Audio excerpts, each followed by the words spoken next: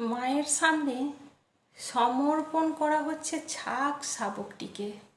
মস্তকে পুষ্প বিল্বপত্র দিয়ে মন্ত্রোচ্চারণ করছেন পুরোহিত মশাই।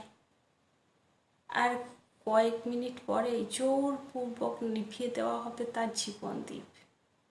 সে জানেই না সে কথা। এখনো সে তার নাগালের মধ্যকার ফুল বিল্বপত্র ভক্ষণ করে ক্ষুধা নিবৃত করতে চায়। মানুষ দেবীর পায়ে তাকে বলি দিয়ে নিজেদের পাপস্খলন করতে চায়।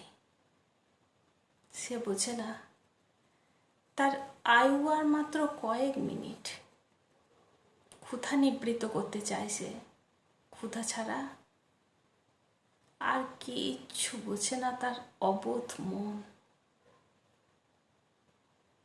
ক্ষুধা যে বড় অদ্ভুত জিনিস। ধন্যবাদ।